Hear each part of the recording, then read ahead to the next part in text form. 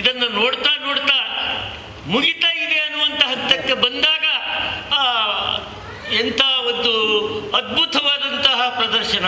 ಮತ್ತೆ ನಾಟಕವನ್ನು ಕೂಡ ಬಹಳ ಚೆನ್ನಾಗಿ ಮಾಡಿದ್ದೀರಿ. ಇಲ್ಲಿ ಇದನ್ನು ತಪ್ಪು ಹುಡುಕಬೇಕು ಅಂದ್ರೆ ನಾವು ತಪ್ಪು ಹುಡುಕಲಿಕ್ಕೆ ಇದ್ದವರು ಅದರ ಮತ್ತೆ ಮಾಡ್ಬೋದೇ ಬಿಟ್ಟರೆ ತಪ್ಪು ಹುಡುಕಿದ ಮುಳ್ಳಾಟ. ನನ್ನ ಅಜ್ಜ, ನನ್ನ ಚಿಕ್ಕಜ್ಜ ಅವ್ರನ್ನೆಲ್ಲ ನಾನು ನೋಡುವ ಭಾಗ್ಯ ನಿಮ್ಮ ಮೂಲಕ ನನಗೆ ಇವತ್ತು ದೊರೆತಿದೆ ಅಂತ ಹೇಳಿ ನನಗೆ ಭಾಳ ಸಂತೋಷ ಆಗಿದೆ. ಪ್ರದರ್ಶನ ಅಚ್ಚುಕಟ್ಟಾಗಿ ಮಾಡಿದ್ದೀರಿ.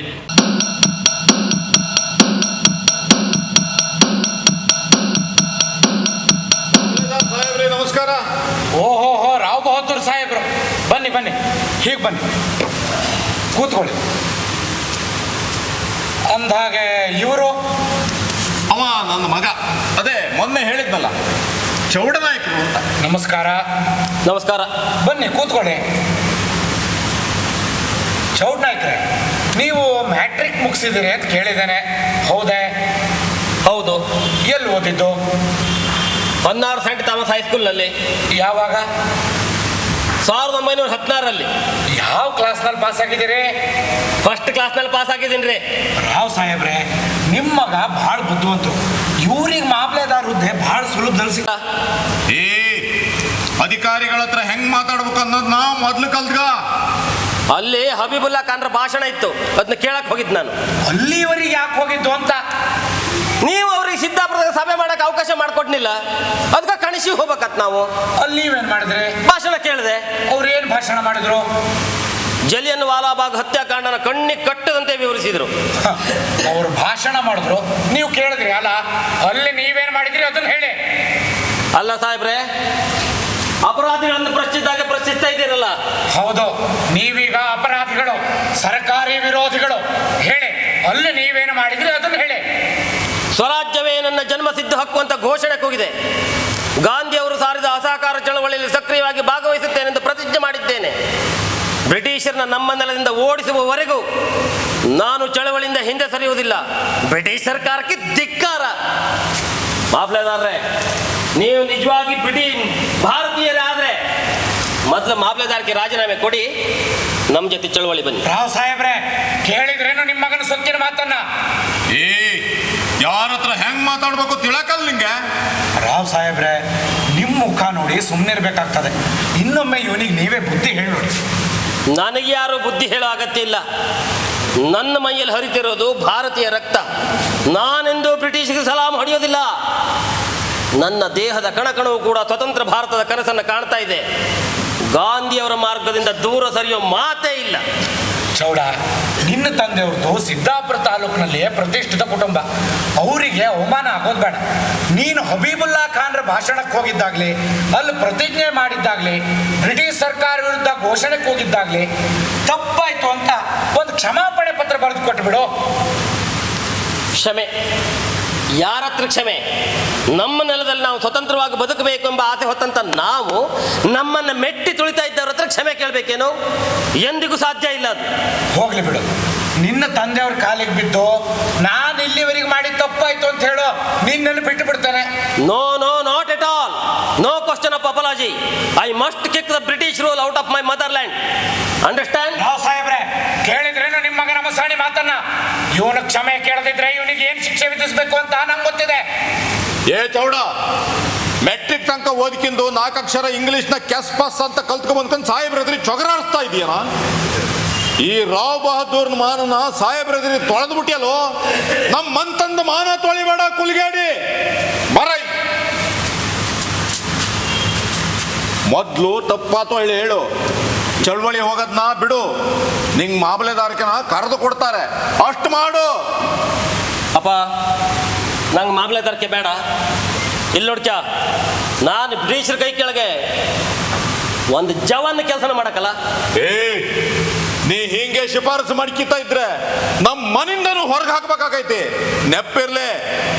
ನೀ ನನ್ನ ಮನಿಂದ ಹೊರ ಹಾಕ್ಬೈದು, ದೇಶದಿಂದ ಹೊರಗೆ ಹಾಕಕ್ಕೆ ನಿಂತವ ಅಕ್ಕಲ್ಲ. ನಂಗೆ ಗೊತ್ತೈತೆ, ಮನೆಕ್ಕಿಂತ ದೇಶ ದೊಡ್ಡದು, ನೆಂಪಿಟ್ಕ. ನೀ ಏನು ಮನಸ್ತಾನ? ನೀನು ನಿಮ್ಮವ್ವ ಅಲ್ಲಿ ಕಣ್ಣೀರು ಹಾಕ್ತಾ ಇದ್ದಾಳೆ. ನಿಂಗೆ ಮದುವೆ ಬೇರೆ ಆಗೈತಿ, ಮನ್ಯಾಗ ಹೆಂಡತಿ ಬರ ನೋಡ್ತಾ ಇರ್ತಾಳೆ ಅನ್ನೋದನ್ನ ಮರಿಬೇಡ. ನಂಗೀಗ ಅಪ್ಪ, ಅವ್ವ, ಅಣ್ಣ, ಅತ್ತಿಗೆ ಯಾರು ಮುಖ್ಯ ಅಲ್ಲ. ನನ್ನ ದೇಶದ ಹಿತಕ್ಕಾಗಿ ನಾನು ಎಲ್ಲವನ್ನು ತ್ಯಾಗ ಮಾಡಕ್ಕೆ ಸಿದ್ಧ ಇದ್ದೀನಿ. ಭಾರತ ಮಾತಾ ಕಿ ಜೈ. ನಾನು ಮಾಮಲೆದಾರನ್ನು ತಡಿದಿದ್ರೆ ಇಷ್ಟೊತ್ತಿನ ನಿನ್ನ ಅವರು ಅರೆಸ್ಟ್ ಮಾಡ್ತಿದ್ರು. ನೀನು ಜೈಲಾಗಿದ್ಕೊಂಡು ಕಂಬಿ ಎಣಿಸ್ಗಿತಾ ಇರ್ಬೇಕಾಯ್ತು, ಕಂಬಿನ. ಭಾರತ ಮಾತೆಯ ಬಂಧ ವಿಮೋಚನೆಗಾಗಿ ನಾನು ಯಾವ ಶಿಕ್ಷೆ ಅನುಭವಿಸಕ್ಕೂ ಸಿದ್ಧ ಇದ್ದೀನ. ಇದೇ ಮಾತನ ಸಾಹೇಬ್ರೆ, ಇವ ನನ್ನ ಮಾತಾಗ್ಲಿ ನಿಮ್ಮ ಮಾತಾಗ್ಲಿ ಕೇಳೋ ಸ್ಥಿತಿ ಇಲ್ಲ. ಇಂಥ ನನ್ನ ಮಕ್ಕಳು ಇದ್ರೆಷ್ಟು ಸತ್ರೆಷ್ಟು. ಇವನಿಗೆ ಯಾವ ಶಿಕ್ಷೆ ಕೊಡಬೇಕು ಅದೇ ಶಿಕ್ಷೆ ಕೊಡಿ. ಇವ ರಾವ್ ಬಹದ್ದೂರ್ ಮಗ ಅಂತ ಯಾವ ರಿಯಾಯಿತಿ ತೋರಿಸೋದು ಬೇಡ. ನಿಜ ಹೇಳ್ಬೇಕಂದ್ರೆ ಅವನು ನನ್ನ ಮಗನೂ ಅಲ್ಲ, ನಾನು ಅವನ ಅಪ್ಪನೂ ಅಲ್ಲ. ಇವತ್ತಿಗೆ ನಮ್ಮ ಋಣ ಹೊರದೋತು. ಚೌಡ ಅನ್ನೋ ನನ್ನ ಪಾಲಿಗೆ ಸತ್ತೋದ. ಸಾಹೇಬ್ರೆ, ನಾನೇನು ಬರ್ತೀನಿ. ರಾವ್ ಸಾಹೇಬ್ರೆ ಚೌಡ, ನಿನ್ನ ತಂದೆಯವ್ರು ಹೇಳಿದ್ರು ನೀ ಕೇಳಲಿಲ್ಲ. ಬ್ರಿಟಿಷ್ ಸರ್ಕಾರ ವಿರುದ್ಧ ಘೋಷಣೆಗೆ ಹೋಗಿದ್ದು ರಾಜದ್ರೋಹ. ಈ ಬಗ್ಗೆ ನಿನ್ನನ್ನು ಅರೆಸ್ಟ್ ಮಾಡಲಾಗಿದೆ. 6 ತಿಂಗಳುಗಳ ಕಾಲ ನಿನಗೆ ಕಠಿಣ ಸಜಾ ವಿಧಿಸಿ ಹಿಂದೆ ಕಾರವಾರದ ಜೈಲಿಗೆ ಕಳಿಸಲಾಗ್ತಾ ಇದೆ. ಈ ತಾಲೂಕಿನಲ್ಲಿ ಅರೆಸ್ಟ್ ಆಗ್ತಾ ಇರೋ ಮೊದಲನೇ ಕೈದಿ ಎಂಬ ಅಪಖ್ಯಾತಿ ನಿನಗೆ ಬರ್ತಾ ಇದೆ, ನೆನಪಿಟ್ಕೋ. ನಾನು ಕಳ್ಳತನ ಮಾಡಿ ಅರೆಸ್ಟ್ ಆಗ್ತಾ ಇಲ್ಲ ಸಾಹೇಬ್ರೆ. ನೀವು ನನಗೆ ಏನೇ ಹಿಂಸೆ ಕೊಟ್ಟರು ನನ್ನ ದೇಶಕ್ಕಾಗ ಅದನ್ನ ಅನುಭವಿಸಕ್ಕೆ ನಾನು ಸಿದ್ಧ ಇದ್ದೀನಿ. ಭಾರತ ಮಾತಾ ಕಿ ಜೈ. ಒಂದೇ ಮಾತರಂ. ಪೊಲೀಸ್ ಕಾರವಾರ ಜೈಲಿಗೆ ಕರ್ಕೊಂಡು ಹೋಗ್ಲಿಕ್ಕೆ ವ್ಯವಸ್ಥೆ ಮಾಡು, ಅರೆಸ್ಟ್ ಮಾಡು. ಭಾರತ ಮಾತಾ ಕಿ ಜೈ. ಸುಮ್ಮನಿನ ಏನೇನು ಸೊಕ್ಕು ಅಧಿಕಾರಿಗಳ ಹತ್ರ ಪಗರಾಡ್ತೀಯ? ನಿನ್ ಸೊಕ್ಕ ಏನೇ ಅಂತ ನಾನು ನೋಡ್ತೇನೆ. ನಡಿಯ ಜೈಲಿಗೆ. ಒಂದೇ ಮಾತರಂ. ನಡೆದನನ್ನಾಗುತ್ತಲೇ ಗುರಿಯಡೆಗೆ. ಜೈಲಿಂದ ಬದನ್ಬಿಡು. ಜೈಲಾಗಿ ಬಿಟ್ಟು ಬಳಕೆ ಇಲ್ಲಲ್ದೆ ಮತ್ತೆಲ್ಲ ಹೋಗೈತದು. ನೋಡ್ ಮೈಲಿ, ನಿನ್ನ ಗಂಡ ಮನೆ ಬಂದ ಬಳಕೆ ಅವನ್ ತಾವು ನೀ ಮಾತಾಡಕ್ಕೆಲ್ಲ ಮಾತಾಡ್ರೆ ಹೋಗ್ತಾರೆ. ಅವರು ಹಿಂಗಂದ್ರೆ ಹೆಂಗೆ? ಅವ್ರು ನನ್ನ ಕೈ ಹಿಡ್ದಾರಲ್ಲೇ. ನೀ ಅವನು ಹೆಂಡತಿ ಅನ್ನೋದು ನಂಗೂ ಗೊತ್ತೈತಿ. ಆದ್ರೆ ನಮ್ಮ ಮನ್ತಂದ ಮರ್ಯಾದ ಹೊರಗೆ ಹಾಕಿದವ ರಾಜದ್ರೋಹಿ. ಅವನ ಮನೆ ಹೊಸವಾಗಿ ಬಿಟ್ಕೊಳೋದಾಗ್ಲಿ, ಅವನಿಗೊಂದು ಅನ್ನ ಹಾಕೋದಾಗ್ಲಿ, ಅವನ ಹತ್ರ ಮಾತಾಡೋದಾಗ್ಲಿ ರಾಜದ್ರೋಹ ಆಗೈತಿ. ಅವರು ನಾ ಅವ್ರ ಕೈ ಹಿಡಿದು ಈ ಮನೆ ಹೊಸ ದಾಟಿ ಬಂದಳಲ್ಲೇ. ಅದಕ್ಕೆ ಈ ಮನೆ ಯಜಮಾನ ನಾನು. ಇಲ್ಲಿ ನನ್ನ ಮಾತನ್ನ ಯಾರು ಮೀರಬಾರ್ದು, ಮಾತಾಡಬಾರ್ದು ಅಂದ್ರೆ ಮಾತಾಡಬಾರ್ದು. ಮೈಲಿ, ಚೌಡಗಿ ಈ ಮನೆಗೆ ಒಂದು ಕೌಡೆ ಕಾಸು ಸಿಗ್ತಿದ್ದಂಗೆ ಮಾಡ್ತೀನಿ.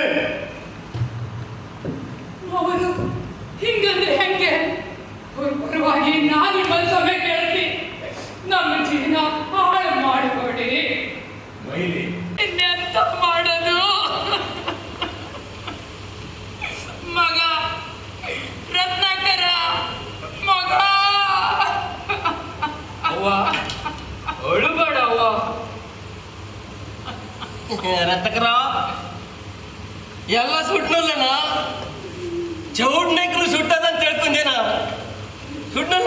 ಸುಟ್ನಲ್ಲ ಅಪ್ಪ ನೀ ಸುಮ್ಕಿರೋ. ಸುಮ್ಕಿರ್ಬೇಕು.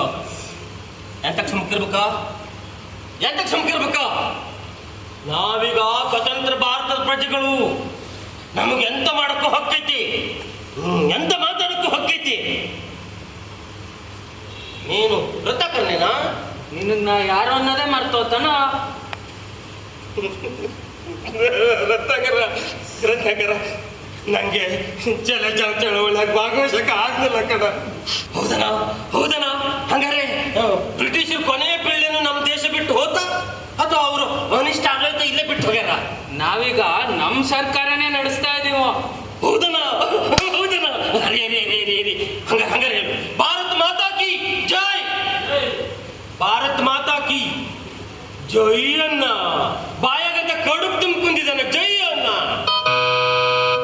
ಅಪ್ಪ ಹೊರಗಡೆ ಗಾಡಿ ಬಂದಿತ್ತೈತೆ. ನಾ ಬರಕಲ್ಲ. ನಾ ಎಲ್ಲಿಗೆ ಬರಕಲ್ಲ. ನಾ ಮನೆಗೆ ಚಾಯ್ತೀನಿ. ನಾ ಎಲ್ಲಿಗೆ ಬರಕಲ್ಲ. ಅಪ್ಪ ನಿನ್ಗೆ ಡಾಕ್ಟ್ರು ಬೇಕು, ಔಷಧಿ ಬೇಕು. ನಂಗೆ ಡಾಕ್ಟರ್ ಬೇಡ, ಯಾರು ಬೇಡ, ನಾ ಎಲ್ಲಿಗೂ ಬರಕಲ್ಲ. ಹಾ, ನಂಗೆ ಗೊತ್ತೈತಿ. ಆ ದಿನ ಅಪ್ಪ ನನ್ನ ಮನೆಯಿಂದ ಹೊರಗೆ ಹಾಕ್ತೇನೆ, ಇವತ್ತು ಮಗನೇ ಮನೆಯಿಂದ ಅಪ್ಪನ ಹೊರಗೆ ಹಾಕ್ತೇನೆ. ನಾ ಬರಕಲ್ಲ, ನಾ ಎಲ್ಲಿಂದ ಬರಕಲ್ಲ ಅನ್ನೆಲ್ಲ.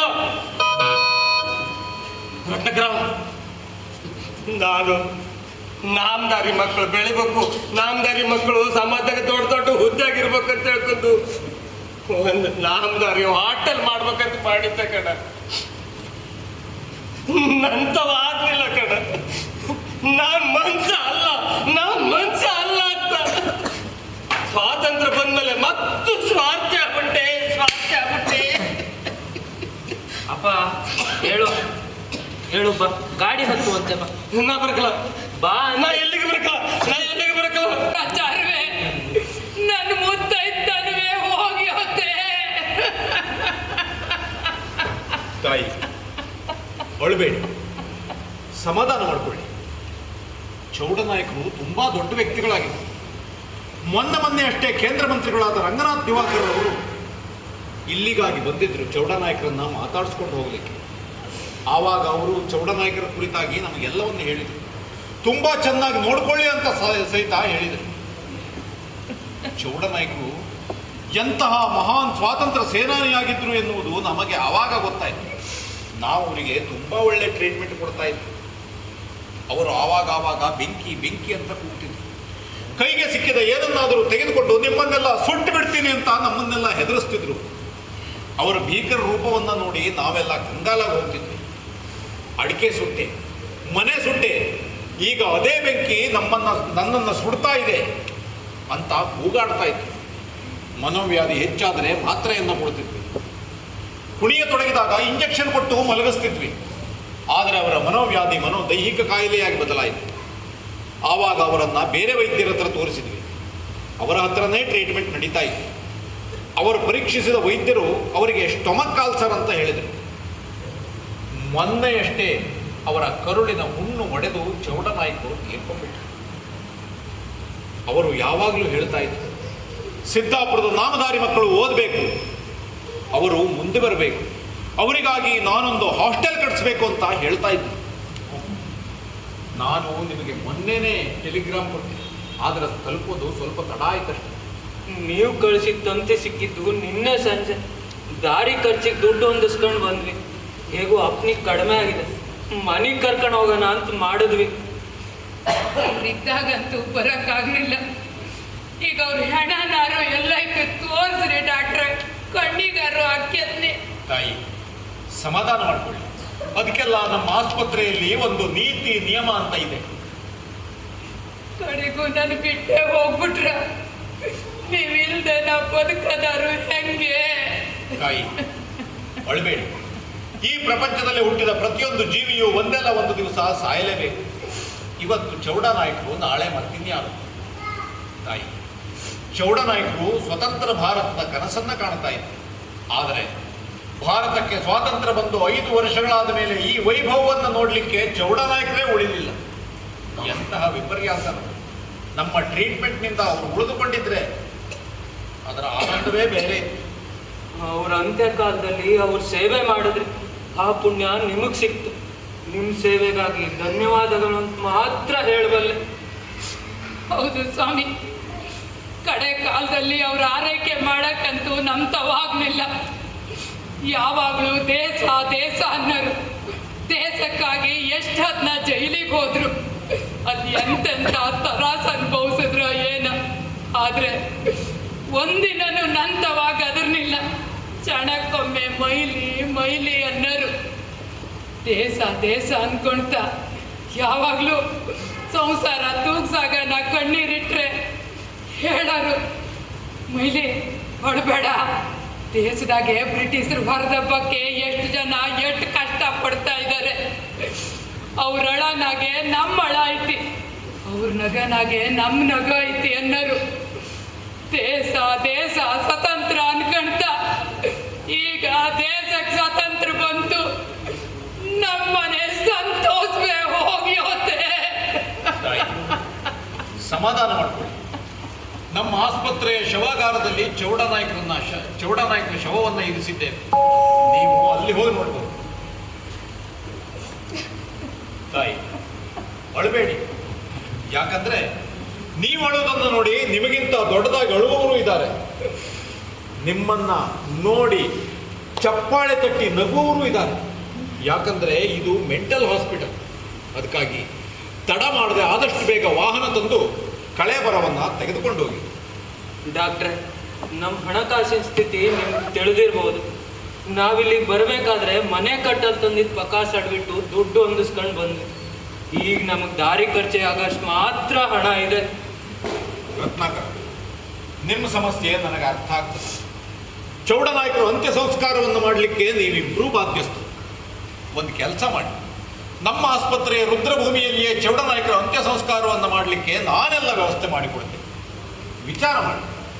ಅವ್ವ, ಎಂತ ಮಾಡದ ಮಗ? ಎಂತ ಮಾಡೋದು ಅಂತಲೇ ತಿಳಿಯೋದಿಲ್ಲ. ಕಿಶೆಯಲ್ಲಿ ದುಡ್ಡು ಇಲ್ಲ. ಹಂಗಾರೆ ಇಲ್ಲೇ ಮಣ್ಣು ಮಾಡ್ಬಿಡೋಣ. ಹೇಳು ಡಾಕ್ಟರ್ ತವ. ಡಾಕ್ಟ್ರೆ, ನೀವು ಹೇಳ್ದಾಗೆ ಆಗಲಿ. ನಿಮ್ಮ ಈ ಸಹಾಯಕ್ಕೆ ಧನ್ಯವಾದಗಳು. ಛೇ, ಅಷ್ಟು ದೊಡ್ಡ ಮಾತಾಡಬೇಡಿ. ಯಾಕಂದ್ರೆ ಚೌಡನಾಯಕರು ತುಂಬಾ ದೊಡ್ಡ ವ್ಯಕ್ತಿಗಳಾಗಿದ್ದರು. ಮಹಾನ್ ಸ್ವಾತಂತ್ರ್ಯ ಸೇನಾನಿಯಾಗಿದ್ದರು.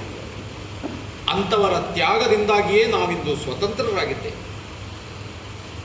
ಕಡೆ ಕಾಲಕ್ಕೆ ಚಿಂತಿಸಬೇಡಿ. ಅವ್ರ ಆರೈಕೆನೂ ಮಾಡಕ್ಕಾಗ್ಲಿಲ್ಲ, ಮನೆಗೂ ಇಟ್ಕೊಳಕ್ಕಾಗ್ಲಿಲ್ಲ. ಈಗ ಅವ್ರ ಹೆಣನೂ ಮನೆ ತಂಡೋಗಕ್ಕಾಗಕ್ಕಲ್ಲ. ಇಲ್ಲೇ ಮಣ್ಣು ಮಾಡೋ ಪರಿಸ್ಥಿತಿ ನಮ್ಮ ಪಾಲಿಗೆ ಬಂದು ಹೋತಲ್ಲ. ತಾಯಿ, ಒಳಬೇಡಿ ತಾಯಿ. ರತ್ನಾಕರ, ಕಣ್ಣೊರೆಸಿಕೊಂಡು ಇಲ್ಲಿ ಬನ್ನಿ. ನಾನು ಏನನ್ನು ತೋರಿಸ್ತಾ ಇದ್ದೀನಿ, ಬನ್ನಿ. ಅದು ಅಲ್ಲಿ ಇವತ್ತು ಆಕಾಶದಲ್ಲಿ ಹೊಸದೊಂದು ನಕ್ಷತ್ರ ಮಿನುಗ್ತಾ ಇದೆ. ಅಂದ್ರೆ ಚೌಡನಾಯಕರು ಸಾಯಲಿಲ್ಲ, ಅವರು ಸಾಯುವವರು ಅಲ್ಲ. ನಮಗಾಗಿ ದುಡಿದು ಬಿಡಿದ ಸ್ವಾತಂತ್ರ್ಯ ಹೋರಾಟಗಾರನ ಆತ್ಮಜ್ಯೋತಿ ನಕ್ಷತ್ರ ರೂಪದಲ್ಲಿ ಮಿನುಗ್ತಾ ಇದೆ. ಮಿನುಗುತ್ತಲೇ ಇದೆ, ಸದಾ ಮಿನುಗುತ್ತಲೇ ಇರುತ್ತದೆ. ಆದರೆ ಅದನ್ನು ನೋಡುವ ಕಣ್ಣುಗಳು ನಮಗಿರಬೇಕು.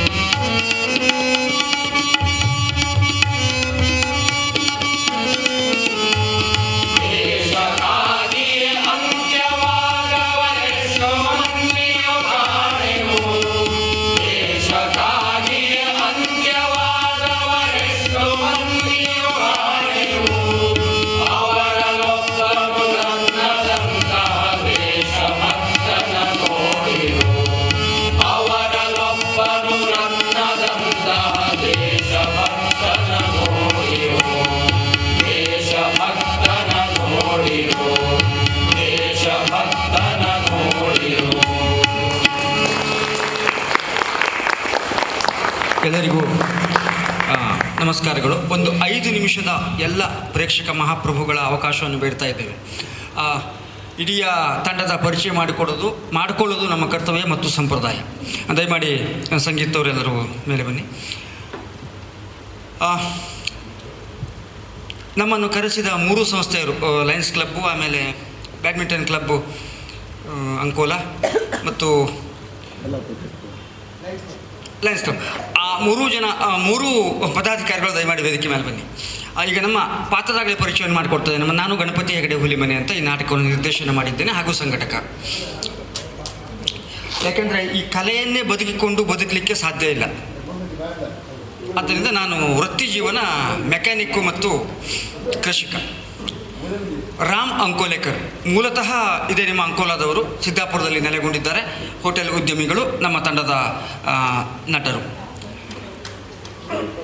ನಾಗಪತಿ ಭಟ್ ಒಡ್ಡಿನಗದ್ದೆ ನಮ್ಮ ನಟರು ಮತ್ತು ಪುರೋಹಿತರು.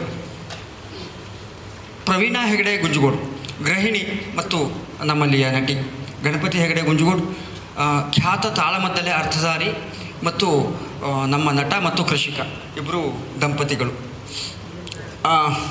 ಶುಭಾ ಲಕ್ಕಿಜೆಡ್ಡಿ ನಟಿ ಮತ್ತು ಗೃಹಿಣಿ. ಇವರ ಪತಿ ಪೊಲೀಸ್ ಪಾತ್ರದಲ್ಲಿ ಶಿಕ್ಷಕರು, ರಮೇಶ್ ಭಟ್ ಲಕ್ಕಿಜೆಡ್ಡಿ ಅಂತ. ಶಮಂತ್ ಶಿರಳಗಿ ಅಂತ, ಆತ ವೈರಿಂಗ್ ಮೆನ್ನು, ಜೊತೆಗೆ ನಮ್ಮ ನಟ. ಅಜಿತ್ ಭಟ್ ಹೆಗ್ಗಾರಳ್ಳಿ ಅಂತ, ಇವರು ಪುರೋಹಿತರು, ಜೊತೆಗೆ ನಮ್ಮಲ್ಲಿಯ ನಟನೆ. ಸಂಪತ್ ಒಡ್ಡಿನಗದ್ದೆ ವಿದ್ಯಾರ್ಥಿ ಮತ್ತು ನಮ್ಮಲ್ಲಿಯ ನಟ. ಪೂರ್ಣಚಂದ್ರ ಹೆಗಡೆ ಹುಲಿಮನೆ ನನ್ನ ಮಗ. ಸದ್ಯದಲ್ಲಿ MBA ಮುಗಿಸಿದ್ದಾನೆ ಮತ್ತು ಈಗ ನಾಟಕ ಮತ್ತು ಚಲನಚಿತ್ರದಲ್ಲಿ ತೊಡಗಿಸ್ಕೊಂಡಿದ್ದಾನೆ. ಇದೇ ಮಾರ್ಗದಲ್ಲಿ ಮುಂದುವರಿತೇನೆ ಅಂತ. ಸೊ ಅವನು ಕೆಲವೊಂದು ಕಿರುಚಿತ್ರಗಳನ್ನು ಸಹ ಮಾಡ್ತಾ ಇದ್ದಾನೆ. ಇಡೀ ನಾಟಕದ ಸಂಗೀತವನ್ನು ನೀವು ಕೇಳಿದ್ದೀರಿ. ಸಂಗೀತವನ್ನು ಬರೆದು, ಗದ್ಯವನ್ನು ಬರೆದು ಪದ್ಯವನ್ನಾಗಿಸಿ ಸಂಗೀತ ನೀಡಿದವರು ರಾಜೇಂದ್ರ ಕೊಳಗಿ, ಸಂಗೀತ ಶಿಕ್ಷಕರು ಮತ್ತು ಕೃಷಿಕರು.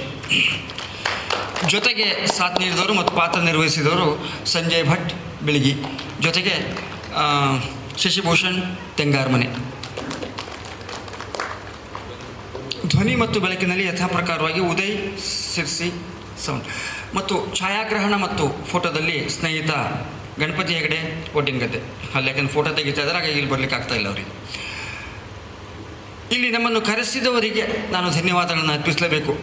ಮುಖ್ಯವಾಗಿ ನಮ್ಮನ್ನು ಸಂಪರ್ಕ ಮಾಡಿದವರು ಸಂತೋಷ್ ನಾಯ್ಕರು. ದಯಮಾಡಿ ಎದುರುಗಡೆ ಬನ್ನಿ. ಅವರು ಈ ನಾಟಕವನ್ನು ಕೇಳಿ ತಿಳಿದುಕೊಂಡು ನಮ್ಮನ್ನು ಕರೆಸಿ ಆಡಿಸಿದ್ದಾರೆ. ಎಷ್ಟರ ಮಟ್ಟಿಗೆ ನಿಮ್ಮ ಮನಸ್ಸಿಗೆ ತಲುಪಿತು ನನಗೆ ಅರ್ಥ ಆಗ್ತಾ ಇಲ್ಲ.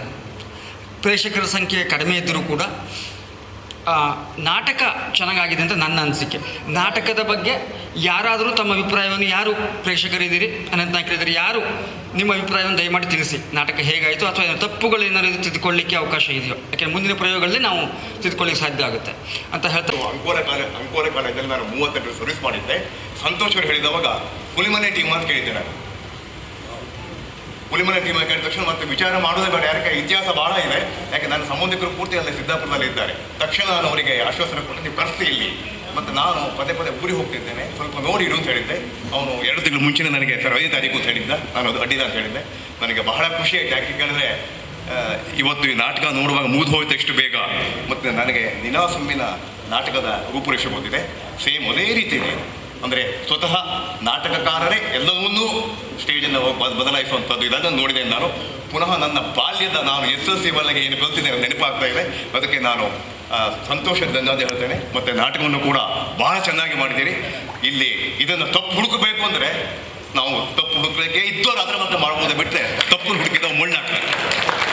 ಧನ್ಯವಾದಗಳು. ಧನ್ಯವಾದ ಹೇಳಿ ನಾನು KS ಅಧಿಕಾರಿಯಾಗಿ ನಿವೃತ್ತನಾಗಿದ್ದೇನೆ.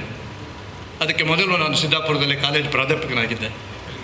ಹಲಗೇರಿ MM ಶತಾಬ್ದಿ ಕಾಲೇಜಿನಲ್ಲೂ ಮಾಡಿದ್ದೇನೆ. ಶುಭ ಅವರ ಮನೆಯಲ್ಲಿ ನಾನು ಬಾಡಿಗೆದಾರನಾಗಿದ್ದೆ ಸಿದ್ದಾಪುರದಲ್ಲಿ. ನನಗೆ ಆ್ಯಕ್ಚುಲಿ ನಾಟಕದ ಬಗ್ಗೆ ಪ್ರಚಾರ ಸ್ವಲ್ಪ ಕಮ್ಮಿ ಆಯಿತು ಅನ್ನಿಸ್ತದೆ. ಇಲ್ಲಿ ಸ್ವಲ್ಪ ಪೇಟೆಯೊಳಗಷ್ಟೇ ನಮ್ಮ ಸಂತೋಷ್ ನಾಯ್ಕರು ಪ್ರಯತ್ನ ಮಾಡಿರ್ತಾರೆ, ಪಾಪ ಅವ್ರ ಬಗ್ಗೆ ಏನು ಆರೋಪ ಅಲ್ಲ. ಆದರೆ ಪ್ರಚಾರ ಏನಾಗಿದೆ, ಪೇಟೆಯೊಳಗೆ ಸ್ವಲ್ಪ ಮಾಡ್ದಂಗಿದೆ, ಗ್ರಾಮೀಣ ಭಾಗಕ್ಕೆ ಸಂದೇಶ ಹೋಗಿದೆ. ಗ್ರಾಮೀಣ ಭಾಗದವರೇ ನಾಟಕವನ್ನು ಲೈಕ್ ಮಾಡುವಂಥದ್ದು. ಪೇಟೆಯವರಿಗೆ ಪಾಪ ಬೇರೆ ಬಿಸ್ನೆಸ್ಸೇ ಭಾಳ ಜಾಸ್ತಿ ಇರ್ತದೆ. ಹಾಗಾಗಿ ಇಂಥ ನಾಟಕ ನೋಡಲಿಕ್ಕೆ ಬರುವವರ ಸಂಖ್ಯೆ ಕಮ್ಮಿ ಆಗ್ತದೆ. ದೊಡ್ಡ ಸ್ಟೇಜ್ ಇದೆ, ದೊಡ್ಡ ಸಂಖ್ಯೆಯಲ್ಲಿ ಜನ ಕೂತ್ಕೊಳ್ಳುವಂಥ ಆಸನ ವ್ಯವಸ್ಥೆ ಇದೆ, ಆದರೆ ನೋಡುವ ಭಾಗ್ಯ ಅವರಿಗಿಲ್ಲ ಅಂತ ನನ್ನ ಭಾವನೆ. ಯಾಕಂದರೆ ನಾನು ಸಿನಿಮಾ ನೋಡೋದಿಲ್ಲ, ಆದರೆ ನಾನು ನಾಟಕ ಎಲ್ಲಿದ್ದರೂ ನಾನು ತಪ್ಪಿಸೋದಿಲ್ಲ. ನಾನು ಧಾರವಾಡ, ಬೆಳಗಾವಿನಲ್ಲಿ ನಾಟಕ ನೋಡಿದವು. ನೀವು ಪ್ರದರ್ಶನ ಭಾಳ ಚೆನ್ನಾಗಿ ಮಾಡಿದ್ದೀರಿ. ನನ್ನ ಕುಟುಂಬವೂ ಸಹ ಸ್ವಾತಂತ್ರ್ಯ ಯೋಧರ ಕುಟುಂಬ. ಆದ್ದರಿಂದ ನನ್ನ ಅಜ್ಜ, ನನ್ನ ಚಿಕ್ಕಜ್ಜ ಅವ್ರನ್ನೆಲ್ಲ ನಾನು ನೋಡುವ ಭಾಗ್ಯ ನಿಮ್ಮ ಮೂಲಕ ನನಗೆ ಇವತ್ತು ದೊರೆತಿದೆ ಅಂತ ಹೇಳಿ ನನಗೆ ಭಾಳ ಸಂತೋಷ ಆಗಿದೆ. ಪ್ರದರ್ಶನ ಅಚ್ಚುಕಟ್ಟಾಗಿ ಮಾಡಿದ್ದೀರಿ. ನನಗೆ ಇನ್ನು ಮುಂದೆ ನೋಡೋಣ, ಅವಕಾಶ ಇದ್ದರೆ ನೀವು ಪ್ರದರ್ಶನ ಮತ್ತೊಮ್ಮೆ ಕೊಡೋದಿದ್ದರೆ ನಿಮ್ಮನ್ನು ನಾವು ಆಮಂತ್ರಿಸ್ತೇವೆ. ಶುಭ ಮೂಲಕ ನಿಮ್ಮನ್ನು ಸಂಪರ್ಕ ಮಾಡ್ತೀವಿ. ದೇವರು ಒಳ್ಳೇದು ಮಾಡಲಿ. ನಿಮ್ಮ ಸಂಘಟನೆ, ನಿಮ್ಮ ಇದಕ್ಕೆ ಇನ್ನೂ ಹೆಚ್ಚಿನ ಪ್ರೋತ್ಸಾಹ ಸಿಗಲಿ ಅಂತ ಹೇಳಿ ಹೇಳ್ತಾ ನನ್ನ ಧನ್ಯವಾದಗಳನ್ನು ಹೇಳಿಕೆ. ಧನ್ಯವಾದಗಳು ಸರ್. ನಾನು ನಿಜವಾಗಿ ಒಂದು 15 ನಿಮಿಷ 20 ನಿಮಿಷ ಕೂತು ಹೋಗೋಣ ಅನ್ನುವ ಒಂದು ಇದರಲ್ಲಿ ಬಂದವ. ಆದರೆ ಇದನ್ನು ನೋಡ್ತಾ ನೋಡ್ತಾ ಮುಗಿತಾ ಇದೆ ಅನ್ನುವಂಥ ಹಂತಕ್ಕೆ ಬಂದಾಗ ಎಂಥ ಒಂದು ಅದ್ಭುತವಾದಂತಹ ಪ್ರದರ್ಶನ, ಇಂಥ ಒಂದು ಕಥನ ನಾವು ನಮ್ಮ ಇತಿಹಾಸದಲ್ಲಿ ಓದಿದ್ದೇವೆ, ಕೇಳಿದ್ದೇವೆ. ಆದರೆ ಇವತ್ತು ಅದನ್ನು ಪ್ರತ್ಯಕ್ಷ ಸಾಕ್ಷಿಯಾಗಿ ಅನುಭವಿಸಿದ್ದೇವೆ ಅನ್ನೋದನ್ನು ಖಂಡಿತವಾಗಿ ಹೇಳ್ತೇನೆ. ಆದರೆ ಈ ಒಂದು ಕಥನವನ್ನು ವೀಕ್ಷಿಸಲಿಕ್ಕೆ ನಮ್ಮ ಅಂಕೋಲ ಜನ ಹಿಂದೆದಕ್ಕಿಂತ ಬರದೇ ಇರುವಂಥದ್ದು ಅವರು ಕಳೆದುಕೊಂಡಂಥ ಅವಕಾಶ ಅಂತ ಮಾತ್ರ ಹೇಳ್ತೇನೆ. ಆದ್ದರಿಂದ ಇನ್ನೊಮ್ಮೆ ನಾವು ಈ ಒಂದು ಪ್ರಯತ್ನವನ್ನು ಮಾಡ್ತೇವೆ, ಮಾಡಲಿಕ್ಕೆ ನೋಡ್ತೇವೆ. ಆಗ ಎಲ್ಲಾದರೂ ಇದಕ್ಕಿಂತ ಹೆಚ್ಚಿನ ಸಂಖ್ಯೆಯಲ್ಲಿ ಜನ ಬರುವಂತಾಗಲಿ ಅನ್ನುವಂಥ ಒಂದು ಹಾರೈಕೆಯನ್ನು ಮಾಡ್ತಾರೆ. ಖಂಡಿತವಾಗಿ ಇಂಥವರಿಗೆ ಪ್ರೋತ್ಸಾಹ ಸಿಗಬೇಕಾದದ್ದು ಅವಶ್ಯಕತೆ ಇದೆ. ಯಾಕೆಂದರೆ ಒಂದು ಐತಿಹಾಸಿಕ ನಾಟಕವನ್ನು ಅತ್ಯಂತ ಅದ್ಭುತವಾದ ರೀತಿಯಲ್ಲಿ, ಯಾವುದೇ ರೀತಿಯ ನೀವು ಕೇಳಿದ್ರಿ ಏನಾದರೂ ತೊಂದರೆ ಅಥವಾ ತಪ್ಪಿದ್ರೆ ಹೇಳಿ ಅಂತೇಳಿ, ನಮಗೆಲ್ಲೂ ಆ ರೀತಿಯ ತಪ್ಪುಗಳು ಕಾಣಲೇ ಇಲ್ಲ. ನಿಜವಾಗಿ ಹೇಳಬೇಕಾದ್ರೆ ಆ ರೀತಿಯಲ್ಲಿ ನೀವು ಪ್ರದರ್ಶನ ಮಾಡಿದ್ದೀರಿ.